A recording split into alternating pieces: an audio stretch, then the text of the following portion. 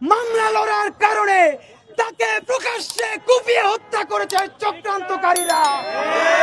সরকারকে বলতে চাই, আপনি কি বাংলাদেশের সরকার নাকি নতজানু এনজিও? এইটা আপনাকে প্রমাণ করতে হবে। আপনি কি বাংলাদেশের শান্তিকামী জনতার সাথে আছেন নাকি আপোষকামী সন্ত্রাসীদের সাথে আছেন? আপনাকে অতি সত্বর প্রমাণ করতে হবে। এই মুহূর্তে হাসিনা পালিয়ে যাওয়ার পরে তার দোসর এবং চালাচুবান্ডাদের মাধ্যমে বাংলাদেশে যে আরেকটি অস্থিতিশীল পরিস্থিতি তৈরি করার গভীর ষড়যন্ত্র চলতেছে, সেই মুহূর্তে এই ছাত্র সংগঠনগুলি মনে করছে যে না, এই মুহূর্তে আমাদেরকে আবারও বসা দরকার, এবং সেই প্রক্রিয়ার ধারাবাহিকতা আজকে আমরা। আসসালামু আলাইকুম বন্ধুরা, আশা করি সবাই ভালো আছেন। আল্লাহর অশেষ রহমতে আমিও ভালো আছি। শুরুতে যে ভিডিওটি দেখলেন, আজকের ভিডিওটি খুবই গুরুত্বপূর্ণ। আশা করি শুরু থেকে শেষ পর্যন্ত আমাদের সাথেই থাকবেন। দেশের বর্তমান পরিস্থিতি বিবেচনা করে গণতন্ত্রকামী সকল ছাত্র সংগঠনের মোট 19টি ছাত্র সংগঠন বসে সিদ্ধান্ত নিয়েছে যে আগামী এক সপ্তাহ গণমানুষের নিরাপত্তার স্বার্থে জাতীয় ছাত্র সংহতি দিবস পালন করা হবে। এই বিষয়ে তারা আরো যে গুরুত্বপূর্ণ বক্তব্য দিয়েছে বা সংবাদ সম্মেলনের মাধ্যমে দেশবাসীর উদ্দেশ্যে আরো যা জানিয়েছেন, চলুন তাদের বক্তব্যটি শুনে আসি। বাংলাদেশে গণতন্ত্রকামী সকল ছাত্র সংগঠন বৈষম্যবিরোধী ছাত্র আন্দোলনের ব্যানারে যে আন্দোলন করেছিল, সেই ছাত্র সংগঠনগুলি মনে করতেছে যে এই মুহূর্তে হাসিনা পালিয়ে যাওয়ার পরে তার দোসর এবং চালাচুবান্ডাদের মাধ্যমে বাংলাদেশে যে আরেকটি অস্থিতিশীল পরিস্থিতি তৈরি করার গভীর ষড়যন্ত্র চলতেছে, সেই মুহূর্তে এই ছাত্র সংগঠনগুলি মনে করছে যে না, এই মুহূর্তে আমাদেরকে আবারও বসা দরকার, এবং সেই প্রক্রিয়ার ধারাবাহিকতা আজকে আমরা এখানে বসেছি। বৈষম্যবিরোধী ছাত্র আন্দোলনের সমন্বয়ক সহ কেন্দ্রীয় নেতৃবৃন্দ এবং 19টি ছাত্র সংগঠন এখানে আছে। আমরা সবাই একই আলোচনা করে সিদ্ধান্ত উপনীত হয়েছি যে আগামী এক সপ্তাহ আমরা জাতীয় ছাত্র সংহতি, যেটা বাংলাদেশের স্বার্থে, বাংলাদেশের গণমানুষের নিরাপত্তার স্বার্থে এই ছাত্র সংহতির আয়োজন করা হয়েছে, জাতীয় ছাত্র সংহতি সপ্তাহ।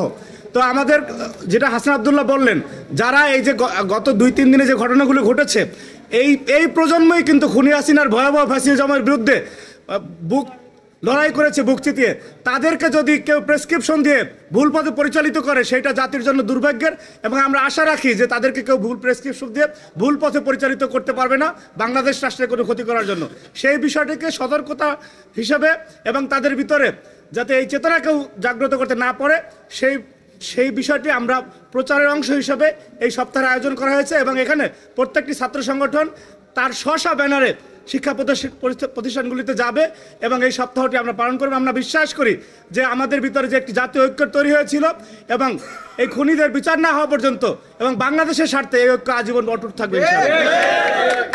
এদিকে ইসকন নেতা চিন্ময় কৃষ্ণ দাসকে গ্রেপ্তার করা হয়েছে। এর পরবর্তীতে তাকে যখন কোর্টে তোলা হয়, সেইখান থেকে তাকে যখন জেল হাজতে পাঠানো হয়, সেখানে চিন্ময় কৃষ্ণ দাসের অনুসারীরা প্রায় 2 থেকে 2.5 ঘন্টা তার প্রিজন ভ্যানটি আটকে রাখে। সেখানে প্রশাসনের সাথে চিন্ময় কৃষ্ণ দাসের যে লোকজন রয়েছে তাদের সাথে হাতাহাতি হয়। এক পর্যায়ে সেখানে এই ইসকন সমর্থক বা চিন্ময় কৃষ্ণ দাসের সমর্থকদের হাতে একজন আইনজীবী নিহত হয়েছেন, অ্যাডভোকেট সাইফুল ইসলাম আলিফ, তিনি নিহত হয়েছেন। এই হত্যার জড়িত দোষীদের 24 ঘন্টার মধ্যেই গ্রেপ্তারের দাবি জানিয়েছেন ইনকিলাব মঞ্চ।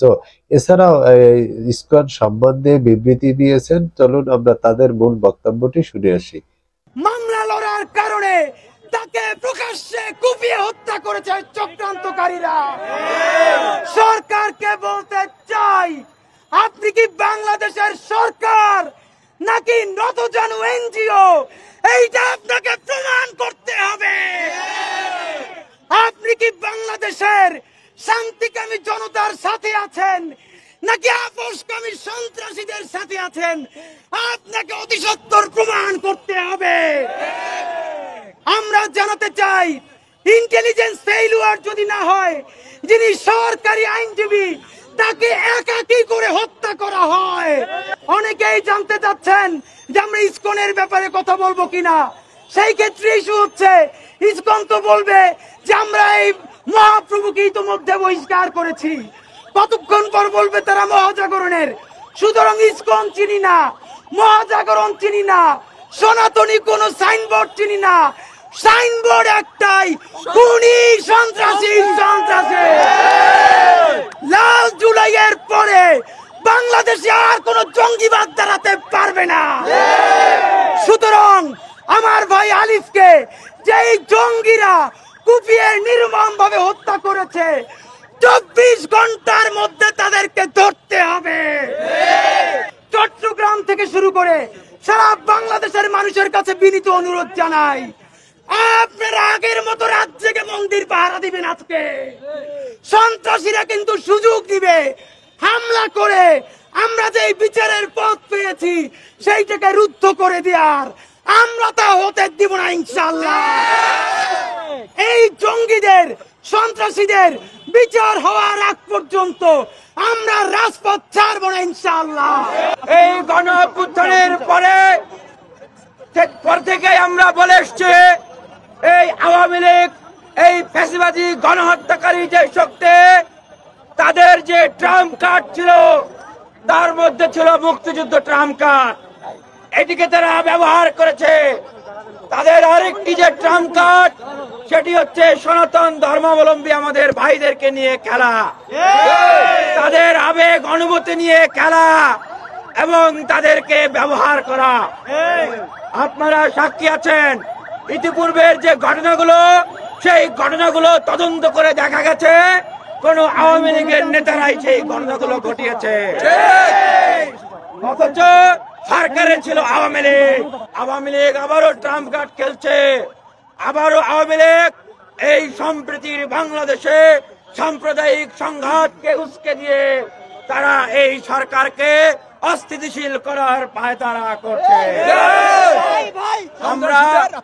আমরা আজকে যে নির্মম ঘটনা প্রত্যক্ষ করেছি, একটি আদালতের সামনে কিভাবে একজন আইনজীবীকে নির্মম ভাবে নৃশংসভাবে তাকে হত্যা করা হয়েছে। জায়গাটি কোথায়?